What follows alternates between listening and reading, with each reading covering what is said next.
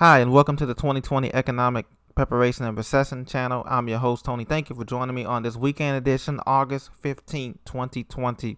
Well, as many Americans try to resume to get back into some life semblance of normal, the new normal is clear that there is no V-shaped recovery coming from most Americans, and in fact, most people around the world are not going to be experiencing a V-shaped recovery. As a result, we now have over 60 million workers, 65 million workers unemployed in the United States. As a matter of fact, according to the New York Times report just a week ago, roughly 1 in 5 workers are collecting unemployment benefits. 1 in 5 workers are collecting unemployment benefits, and that's just the ones that we know of, that we are counting in the data. Not counting the people who have given up looking for work, not counting for those people who are unemployed or underemployed, I should say, who are working 2 and 3 gig jobs such as Lyft and Uber and freelance and anything else they can just to make ends meet. And so as a result, it is clear that CNBC.com reports this past Friday, that Trump's dream of a V-shaped recovery is hanging in the balance, quote, of stimulus talks. Now, we all know stimulus talks have been disastrous, this second stimulus talks. The president and his team want to give the average Americans $3,400 check. That's what they want to do. They want to up it from the $1,200 that we got the first time. Problem is that it's been hanged up in the balance by both Republicans and Democrats. And guess what? They're on another recess again until Labor Day, September the 7th. They're going on a vacation, going to the beach, going to the penthouses on the private islands. Wherever they go, they're going on vacation soon because the second stimulus package has not passed, rescue package. According to Beth Ann Bovino, U.S. chief economist for S&P Global, she says that dreams of a V-shaped recovery are long gone. As a matter of fact, the media was painting the picture that we're on this just because the unemployment rate this past Thursday, we dropped down to jobless claims are at 963,000. 963,000, and they were not at the 1.1 million that we've lost for the last 19 straight weeks. They were painting that as a good thing. However, unemployment, my friends, is still double digit. We left 11.2% in June to 10.1% in July. So we'll still have double digit unemployment. There's no chance, no shot at all of a V-shaped recovery. And as a matter of fact, all we're missing now is the 2 negative quarters of GDP to be officially declared into a depression, a U.S. recession depression. Now, my guess is that won't happen until after the big event in November, the elections, and we go into that first and second quarter in 2021, and we're going to be like, oh man, how did we get here? What happened to the good times? The good times of laying on the beach, the good times of being with family, the good times of having a two-earner household, paycheck earner household, the good times of having money left over after the bills. In the 70s and 80s and 90s, those were the good times that we longed for, the nostalgia. Unfortunately, that's not going to be the case heading into next year and heading into the end of this year. As a matter of fact, my friends, just this past week, we've experienced a huge blow to our food shortage. Monday, we had a derecho storm. A derecho storm is an area of winds that exceed 80 to 100 miles an hour for a length of about 250 miles or more, crossing state boundaries, okay? In Iowa, more than 10 million acres of crops, corn, soybeans damaged, okay? 600,000 still without power in the Midwest, according to usatoday.com. As a matter of fact, this storm is so vital because, folks, we've already have a food shortage as a result of the Chinese cutting our food supply, with the China trade deal being cut. No, there's no talk of that in the media no more, but there is no trade deal. And so as a result of this sickness virus and the trade deal being cut and these natural disasters that we're experiencing every month, it seems now, between fires, derechos, hurricanes, food is being lost at a rapid pace. And because that, food prices are going up. Last month, we experienced an 8% increase in food prices at every major grocery store across this country. And you know it and I know it. Go into a store. Look at the cost of a pound of chicken. Look at the cost of just getting rice and beans. Look at the cost of your produce. Every week, every month, they're going up 5, 10 cents, $1 here, $1 there. It adds up. And so what are we going to do with all these vacant buildings? People are saying, oh, everybody's working from home, right? But what are we going to do with all these vacant buildings and skyscrapers downtown? All of these luxury commercial real estate, all of this prime real estate is just going to turn. Amazon has a plan. They're turning in old malls, like all the malls that are dying in some of these mid-sized cities. They're taking these malls and they're going to turn them into their own distribution centers, their own distribution plants.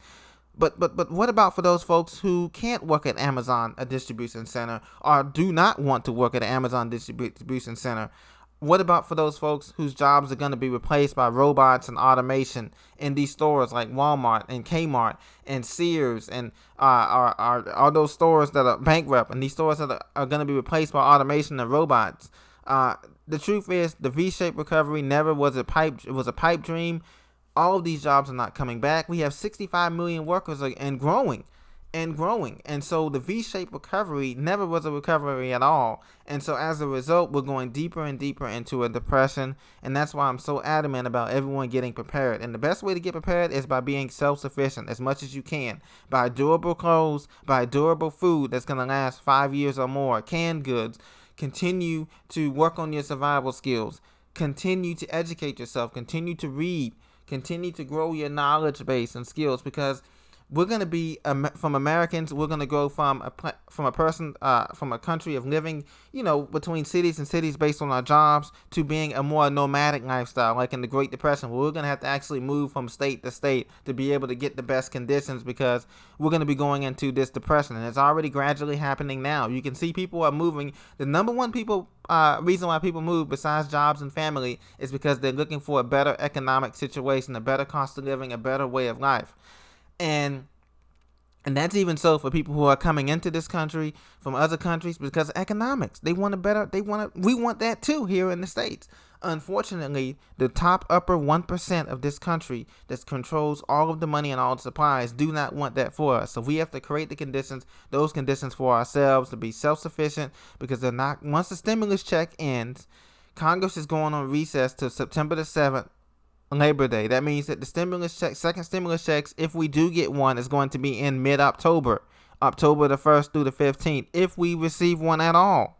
Okay, so that's going to be dramatically increased. If you do get a stimulus check, please try to use at least half of it to prepare and half of it in savings, half of it to get preparation supplies that you're going to need, because there's going to come a time very soon here when you're going to go to the grocery store and you're not going to be able to get bread, water, milk, eggs, matches, candles, anything, okay, because it's just they're not going to be replenishing these supplies. There's going to be a time when you try to buy seeds at Home Depot or Lowe's or Target or any of these supply stores, Ace Hardware, and you're not going to be able to get it. Shovels, snow shovels, snow gear, winter clothes. You're not going to be able to get it because the supply is going to be not there, and or people have already gotten it because they know what's coming. Another thing that's going to be very, very hard for us to deal with is this housing recovery. Housing market has not recovered since 2008, even though prices in some of these cities are going up. The problem is that there's going to be a shortage of affordable housing for most Americans. And no matter how much the Federal Reserve Bank pumps and tries to keep the mortgage rates low, the incomes are not matching the borrowing requirements. So people cannot afford the houses, even though the mortgage rates are at historically low 2.8, 2.7%. It doesn't matter, because there's no jobs, and the jobs that people do have are not going to be able to make the demand for these housing. So that's the next bubble to burst, and I believe that bubble is going to burst in October as well. So we have a lot to look forward to in this economy. This economy is not recovering, and most of these resort towns, these beach towns, they're going to be hit hardest. Most of these towns that rely on tourism, that rely on industry, retail, food, and travel industry, they're going to go down first, and then our major cities are going to go down: LA, Chicago, New York, DC, Boston, Houston, and they're going to go down mainly because of a combination of crime, natural disasters, man-made disasters, and also because the economy.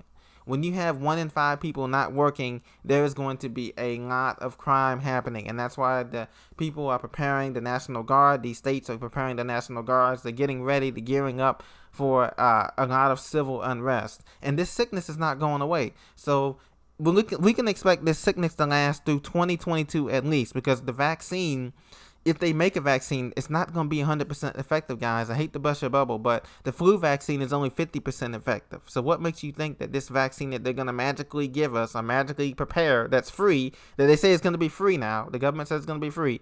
Do not trust anything that is free. There is always a cost. As my grandfather used to tell me, there is no free lunch, ladies and gentlemen. So always keep that in the back of your mind. The same with the stimulus checks that they're giving us. We know there's no such thing as a free lunch. There's always a cost, opportunity cost or real cost associated with it. And that's what's going to hurt the U.S. economy. That's what's going to hurt the world economy. And it takes 10 to 12 years minimum to get out of the depression type environment. And so that's what the U.S. is going to be going through. And we're going to see the effects of that coming up in the first quarter 2021 and 2021 and second quarter 2021. They're going to officially declare us in a depression. So get prepared, stay prepared. I'll continue to keep you informed as best I can. I'm preparing myself every week. There's always something to do, always something that we can do that to keep us better physically, mentally, spiritually, motivated and prepared to help ourselves